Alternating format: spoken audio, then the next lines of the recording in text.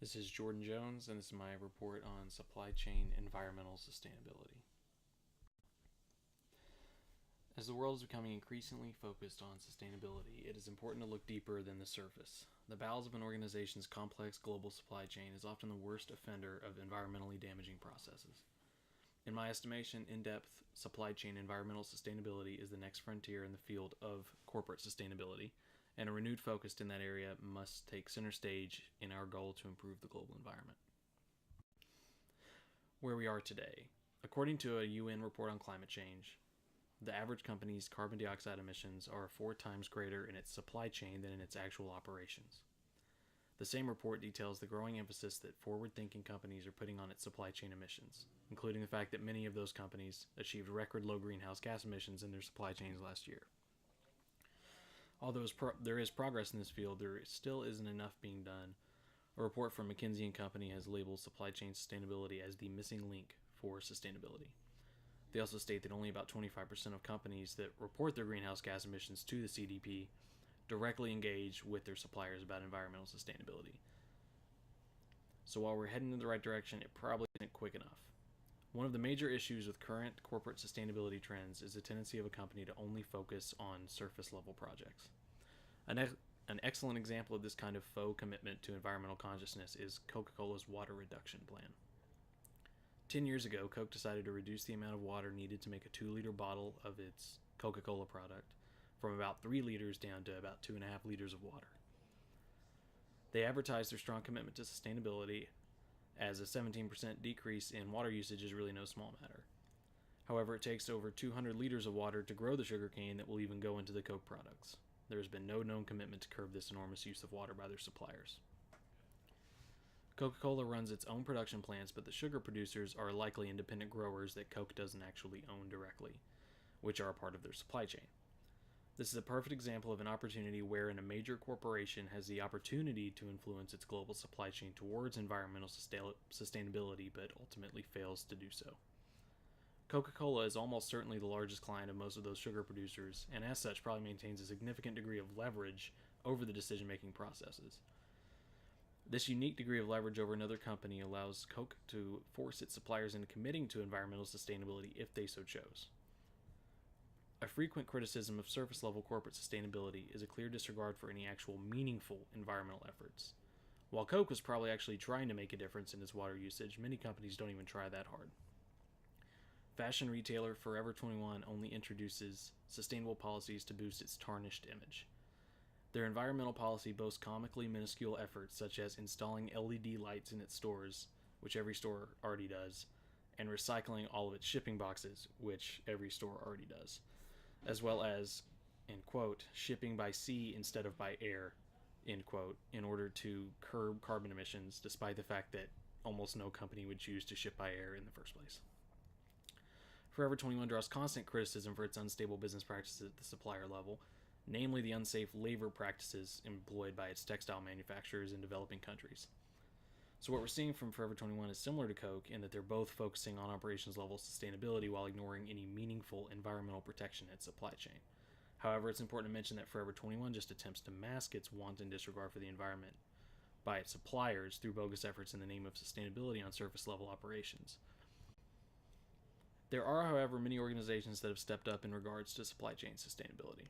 Kellogg Company is currently initiating a program to support farmers to become environmentally sustainable, as well as assisting them to resist the harmful effects climate change can have on their farming efforts. Through assisting its own suppliers' farmers, Kellogg is investing in supply chain sustainability from the ground up.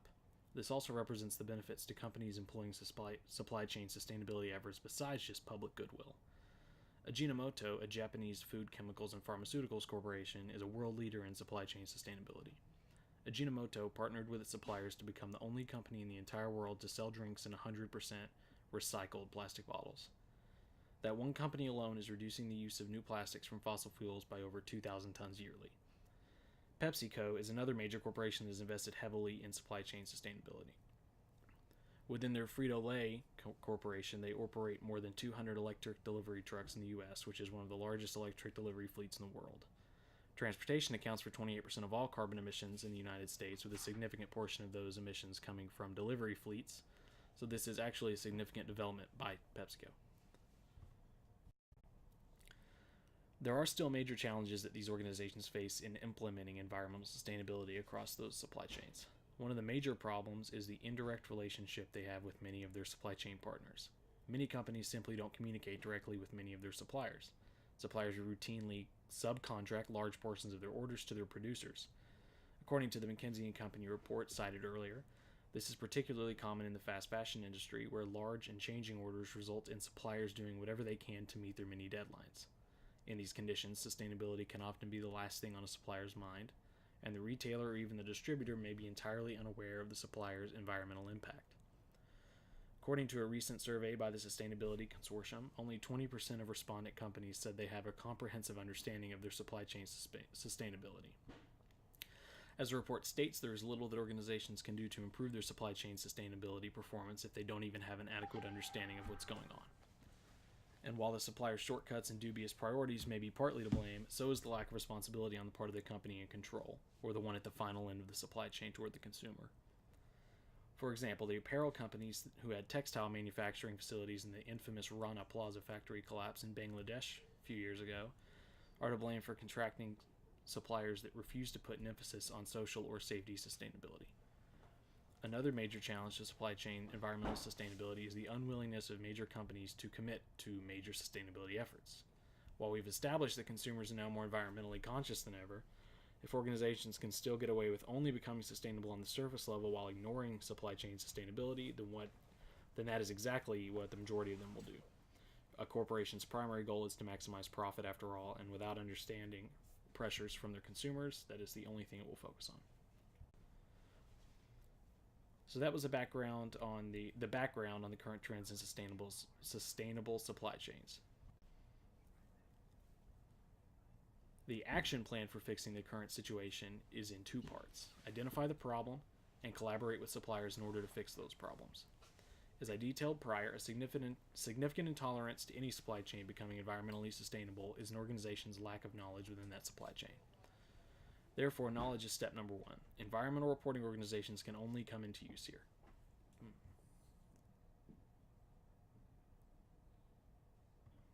Can really come into use here. Many reporting publications like the Sustainability Consortium have developed a series of performance indicators and standards that should be able to highlight the inadequacies and failures of any organization's supply chain. Some companies may be wary to opening up criticism of their supply chain by inviting these organizations to use their performance indicators throughout their supply chain, but it is an exceptional outside tool that can greatly improve environmental performance quickly. Additionally, many companies employ supply chain managers and quality control agents to pinpoint such problems, and in the long run, that's a pretty menial salary investment. After an organization has identified the problems that are holding back its supply chain from becoming sustainable, it is important for the company to work with its suppliers to ensure that these problems are corrected. A great way to start is by communicating expectations to your suppliers, and then following up and making sure that you hold them to those standards. Naturally, the measurements for this strategy would come in the form of further reviews by the environmental reporting agencies. Regular audits performed by one of the aforementioned reporting agencies or publications should give an organization an adequate assessment of their improvement throughout their efforts to increase environmental sustainability throughout their supply chain. Furthermore, a self-reporting initiative could also be effective. Self-reporting is already widespread, albeit often biased, among major corporations, and many of them will post their sustainability reports to their websites. However, I believe a more honest and thorough self-examination of an organization's supply chain sustainability would be considerably more productive toward future improvements. The final analysis, while we have discussed at length the importance of supply chain environmental sustainability, as well as the factors that can lead more easily to its facilitation, it is equally important to understand the challenges that still stand in the way of this goal. An important large-scale challenge is the increased cost of the organization that results from most significant supply chain sustainability efforts. At their own operational level, companies will have extra expenses to keep their energy usage low. At the supplier level, it can be costly to reduce those carbon emissions by investing in electric vehicles and using best practices to ensure manufacturing facilities are limiting their greenhouse gas emissions as well. While there can be cost-saving advantages to revamping a supply chain, in the short term, it can often be seen as costly and not exactly worth the effort. That brings me to the second primary challenge of implementing these processes, which is convincing organizational leadership into adopting them in the first place. It can be challenging enough to reform a supply chain into environmental accordance when you have full organizational support, but for most companies that's unrealistic. There will always be board members or executive leadership that would rather cut costs and operate according only to profit, and those forces will likely be working against this sort of reform. However, there are solutions to that problem with consumer report and at least some kind of forward-thinking leadership within the executive body of an organization. There can be enough pressure on a company to commit to environmental sustainability throughout their supply chain. That can be used to sway opponents of supply chain sustainability initiatives to support such measures due to the possibility of decreasing revenues as consumers lose faith in your company. At an organizational level, one of the primary challenges to achieving supply chain sustainability is suppliers not adhering to established sustainability standards. Retail and service companies should all have some degree of purchasing power over their suppliers. And while that influence can often be used implicitly to coax suppliers into adhering to an organization's wishes, I would argue that explicit use of that influence can sour the relationship if used incorrectly or forcefully. With that in mind, many companies have found success through physically assisting their suppliers into compliance with environmental standards as opposed to coercion. As previously discussed, Kellogg helped almost 300,000 farmers achieve some degree of sustainability by investing their own capital into upgrading their farms and assisting them in efforts to combat the effects of climate change. Campbell's Soup Company offers farmers the technology and know-how needed to optimize fertilizer usage and conserve their soil. These methods can be particularly helpful when a supplier doesn't have the capital necessary to make its improvement, which is often the case with small-scale manufacturers and farmers. Technology can also be an important factor in assisting suppliers to become compliant with supply chain environmental standards. For example, 4 years ago, Walmart used an online tool to make thousands of its Chinese suppliers' factories instantly more energy efficient. That was likely doubly useful for Walmart, as the increased savings for their suppliers will probably find its way to Walmart in the form of reduced costs. Previously, consumer companies tended not to care if their suppliers were actually following through on their environmental commitments. As long as Nike could say it cared about sustainability and could show its consumers that it cared, it didn't really care what level of smog or carbon dioxide levels were being emitted by its Southeast Asian production facilities. Nike also didn't mind the emissions through its complex transportation system. They only cared about the sustainability going on domestically, where the consumer would keep a close eye on its operations. However, there has been a noticeable difference in the way companies pay attention to its suppliers' activities. Many retailers have come to understand and appreciate the impact that their supply chains have on the global environment, and they are increasingly willing to fix the blatant problems with its suppliers and coerce or help them into cooperation. There are a few sources of pressure that can push companies to move toward supply chain sustainability. The two that I see as the most important are consumer and agency reports and legislation. Consumer reports are a strong factor when it comes to the environment.